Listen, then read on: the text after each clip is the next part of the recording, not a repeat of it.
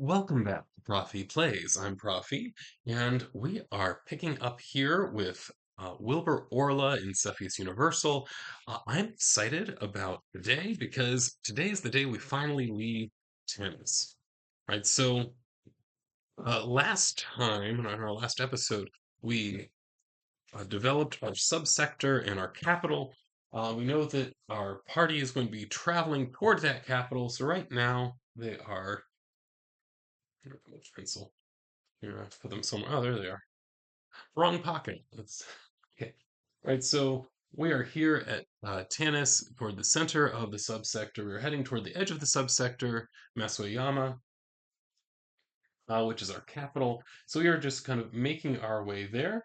Right, so right now we're making the jump from Tanis to Yelvepra, which is the, I guess, straight south of us. I don't know my spin word in whatever directions. Um, we are heading down here. So what we know about Yelvepra, uh, so this was one that I developed in a little bit more detail.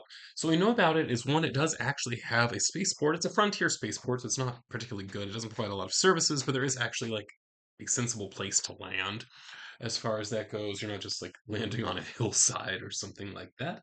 We know it's a relatively small planet, about the size of Mercury. Uh, so it has relatively low gravity, about one quarter what you'd find on Earth. It does, however, manage to maintain an atmosphere that is a sufficient pressure that it's not going to create weird effects. However, it is tainted, so we will have to be wearing survival masks if we ever happen to be outside. It does have small seas and oceans. About 30% or so of the area is covered by water. Now, in terms of the population came through as few. So we're talking about probably somewhere in the tens at this point. So very small. It has a participating democracy, relatively low law level. It'd be hard for them to maintain any kind of sensible law level given their very low population and the fact that they do actually have a port, so people are coming and going on a regular basis. In terms of the technology level here, remember, isn't like the level of technology that's present on the planet. Uh, it's rather what they can produce domestically on the planet. And that is labeled as the early 2000s. So basically, our current level at the time that I'm recording in 2025. Right. So that they don't have the ability to create starships on this planet, but they do have the ability to create, say, hand computers and the like. So basically, the equivalent of cell phones. Uh, I mean, whether they could actually functionally do that, given their low population, is another question, but technology level, that would be allowable. Now, it is considered a non industrial planet, so we don't really see a lot of industry, and that again is reflecting the low population. Nothing particularly dangerous here in terms of travel warnings, so it's not an amber zone, which tends to happen either if you have extremely high law levels, so you need to be worried about running into law enforcement, or extremely low law levels, like a zero, that kind of thing, which just means you, in fact, have anarchy. So, which I mean, good or bad, as far as that goes, you'll have at least some possibility of danger there. So, given all this information, what I decided about this planet is that it's a small colony. It was established by idealists, right, who are hoping to make it on a small planet. So imagining here, right, so very much like, say, the Pilgrims or something like that, if we think about American history, right, so people who were not happy in the more populated area wanted to go out and strike out on their own, created their own colony where they could build their own perfect world. Right, so I'm having my notes. I'm thinking like the Shakers or something like that. So it's a very small religious group, politically idealistic, and that is what they're doing. The way that they earn their money is through port fees. See, is that they do actually have a starport, one of the relatively few in this subsector. So I'm going to assume that port fees are enough for them to maintain themselves in terms of being able to import what they need to import. Okay, so that is where we are. So when we arrive on this planet, the first thing that has to happen is that we have to come out of freezer status because right now, when I was looking at the money involved, our party does not have that much money. Like when you're working at a discount, you can get like middle passage where like you're awake and have a a room and that kind of stuff for $6,500 if you're in a double occupancy room. So it'd be 13,000, not dollars, credits for them to travel that way. And our party just does not have that much money.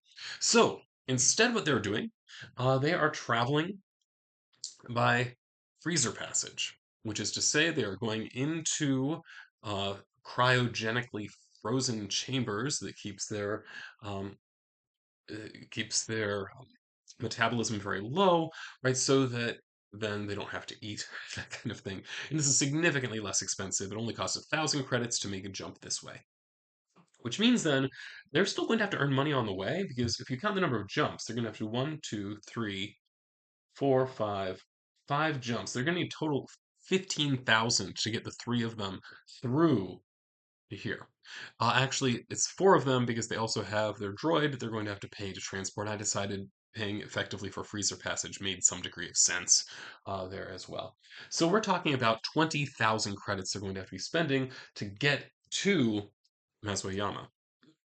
They do not have that much money. Not even close. So right now we have what Wilbur himself. He is definitely the best in terms of wealth goes, and he has about 5,000, about 2,000 then for Garrett and Hazel. I mean, Hazel also about 2,000. So between them, they have under 10,000 credits. So they can get halfway there. So that what we're going to be doing is that they'll stop, they'll take a job, and that will at least earn them part of the money they need to make that next jump. Now, it might be they take more than one job. That's also perfectly possible, right? So, if that's something that we have to do, that's something we have to do. And there we go. But they're on the way to Masuayama because, right, remember they learned that there was a rumor that Hazel's friend who is missing, right, Charles, also her ex-lover, uh, is there on Masuayama somewhere, right? So they are seeking him out. Now, in terms of motives, remember Wilbur just doesn't want to have to take a regular job where there's stress, and um, our friend Garrett also is interested in earning a fortune. So he is particularly interested in if we can get here in Masuayama, can he um, make steps in that direction? And something like having possession of a ship will be really useful. And this happens to be one of the very few places that you can actually get a ship built. It might be the only place. Actually, no, I think maybe at the opposite corner, there's a B level starport, which I think can do some level of construction as well. But certainly, going to the only A level starport in the subsector would be a good thing to do if you wanted to perhaps try to attain some level of wealth. Okay, so that is where we are right now. So they're traveling by freezer passage. So on arrival, what that means they need to do then is they need to make an endurance roll to see if they survive. Now, the good news is I kind of arbitrarily decided that the ship does in fact have a medic on board that is going to help them revive. That would provide a +4 to this roll. They need to get a 6 or higher on this endurance roll in order to succeed. So good news, that means as long as you don't have a negative modifier, you're going to survive. Right, so I'm not going to bother rolling for anybody that doesn't have a negative modifier. So that means Garrett, you're good. Hazel, you're good. Wilbur, Wilbur has an endurance of 4, which gives a -1 modifier. So he needs to roll. So it's going to be rolling +3, hoping to hit 6 or higher. So if you can do the math, as long as he doesn't roll a 2, we're good. So let's go ahead and roll then. Because you roll a 2 and then die. The answer is no, he rolled a 6. Right, 6 plus 3 is 9, so he definitely revives well. He is alive. All right. It's always a little chancy. All right. Well, I mean, and that just be a change in our party, which is fine if this happens. Let's pull out some playing solo. Well, one thing that did happen recently, Zoser Games has released a new version. So the version that I'm using now is not actually available anymore. There is a playing solo classic traveler. I forget what they call it now.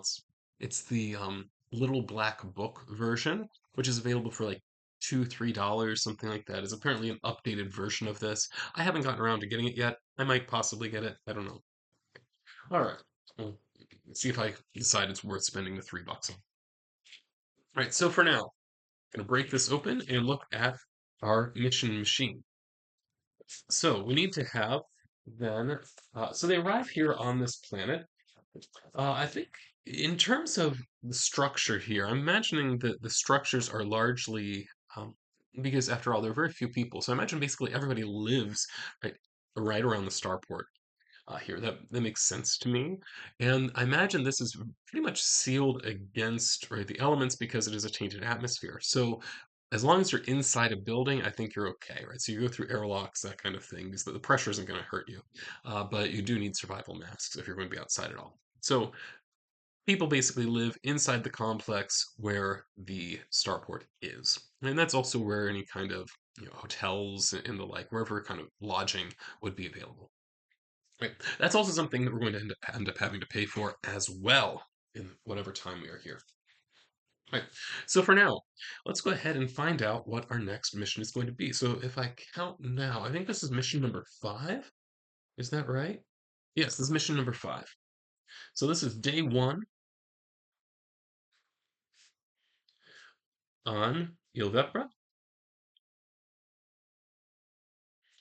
and this is mission number 5 overall. So let's find out who our patron is. Patron is number 1-1. That's a naval officer.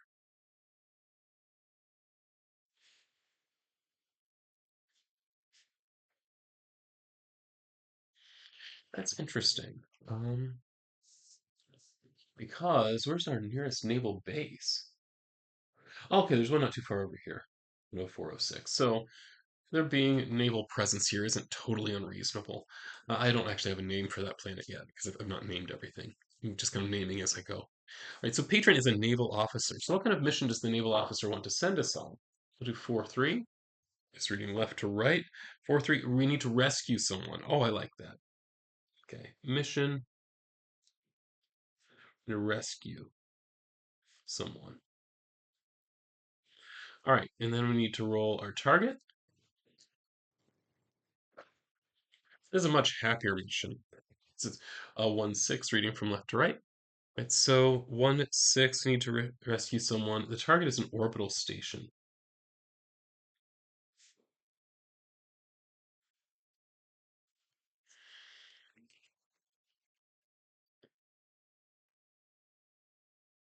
Okay.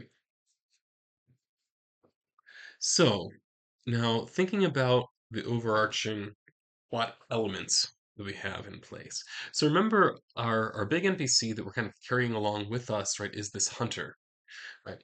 By the name of Emerson Bryant, I believe. Is that correct? That's correct. Okay, awesome. I actually basically remembered his name. I remember he is trying to find his missing parents. That is his ultimate goal, but right now he's really just kind of making money. All right, so then we have this naval officer. I think the naval officer needs a name, most likely. So let's go ahead and come up with a name. So I need my random name generator. I accidentally pulled up a random number generator, so no, random name generator. There we go. Much better. All right, so this naval officer is named Delia Peterson. Okay,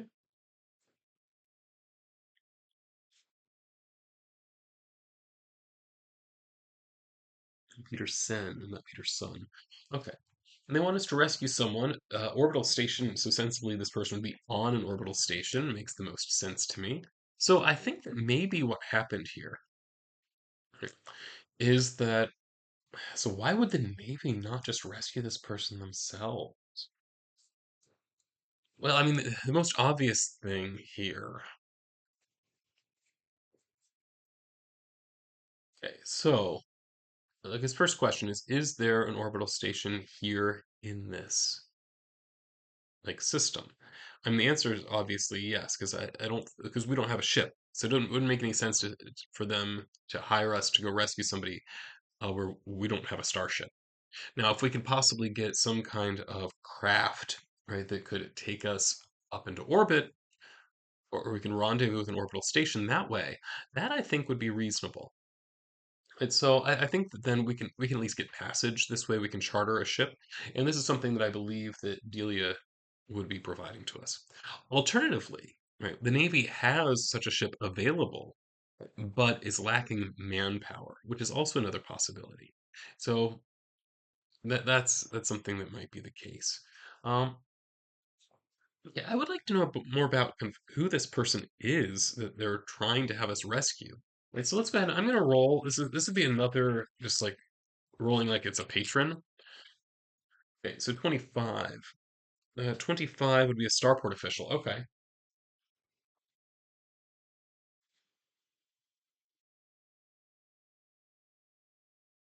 Okay, so the most obvious thing that happened here is, oh, okay, so what is happening on this station? So we need to think through this. So what we know, one, the Navy wants somebody not in the Navy to go and rescue this person. Now, this person is a starport official. They're not somebody in the Navy, so it really wouldn't make sense for the Navy to say, like, well, we just have to make sure that like we never leave a man behind, that kind of thing. It's after all not our person. Actually, what is the name of this starport official? Let's see. This is Harvey Mays.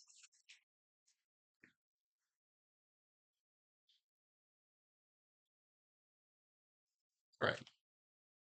So Harvey Mays is stranded, right, on this orbital station.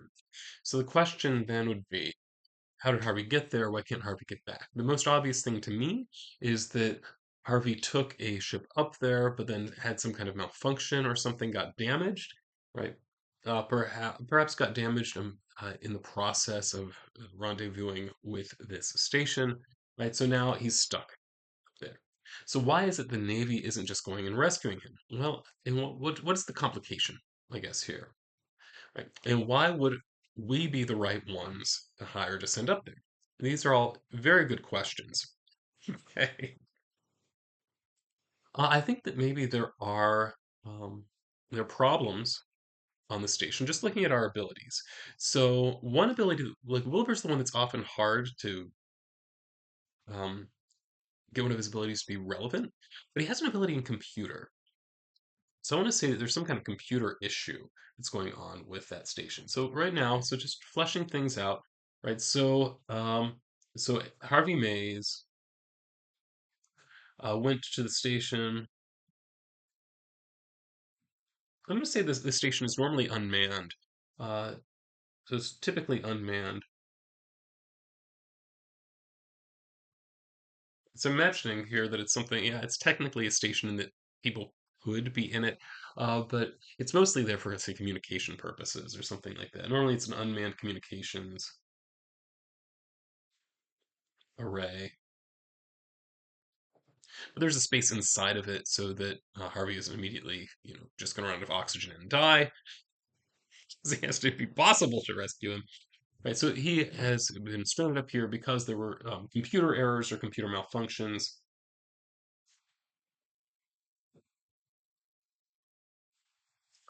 that made it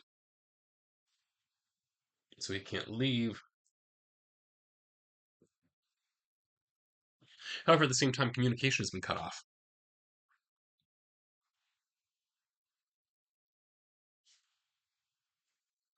So it might be that something else is going on here, possibly. We don't know. Right. Okay, but what we do know is that we know that he's stranded and all of that. So we need to get our way into the station. We need to um, find Harvey Mays, and we need to rescue, right, Harvey Mays as well. Now, I think that makes sense. Delia doesn't have the ability to devote Navy resources to this in any kind of significant way, but nonetheless, she can get an orbital craft that will get us there. I think that that's it. Is that because this is not really considered Navy business, there might be an issue, right, if she was putting uh, naval personnel at risk.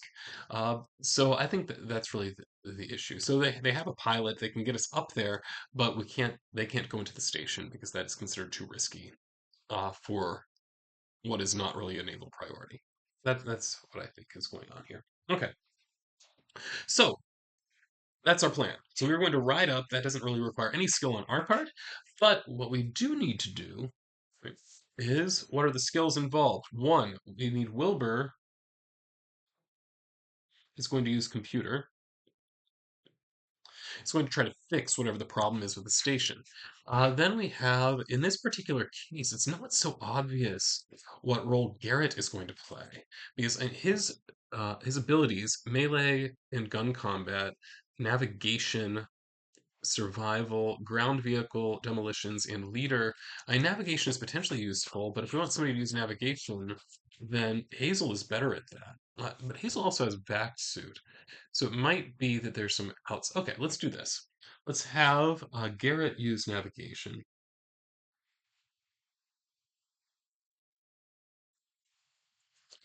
and Hazel is going to use back suit skills. So this is what I'm imagining the plan is that is going to integrate all of these skills, right? So Hazel has this vac suitability. I imagine right now, because the problem is we had this computer error, but um, we need to get access, right, to the inside of this station.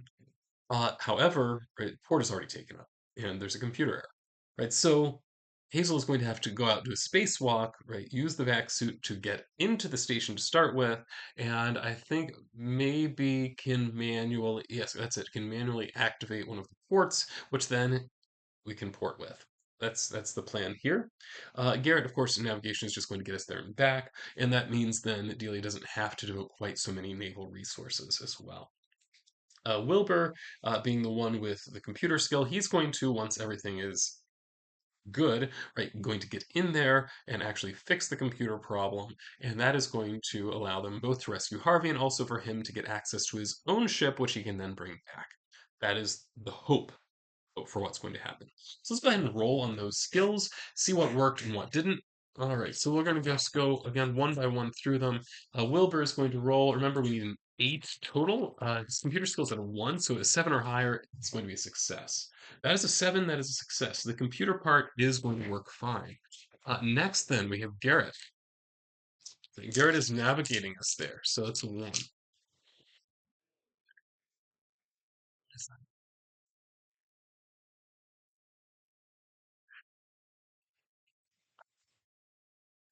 It's apparently an ad on my random name. Okay, so there was apparently an ad on the random name website. Just started playing. All right, in any case, we did roll for Garrett. Garrett rolled an 8, gets to add 1 to it. That's a 9. That is success. So he will be successful in navigation. How about vac suit? How did that go? Uh, Now, in this case, Hazel, I believe, has a 1 on that skill. Yes. So again, we need to roll 7 or higher to succeed, and we rolled a 10. Awesome. Right, so all of the elements are in place, right, for us to succeed at this. So we get a +3 on this roll. Remember, we need to roll a 7 or higher on this roll for it to be considered a success for this mission. So we rolled a 6 plus 3 is 9. That is a success. So mission is a success.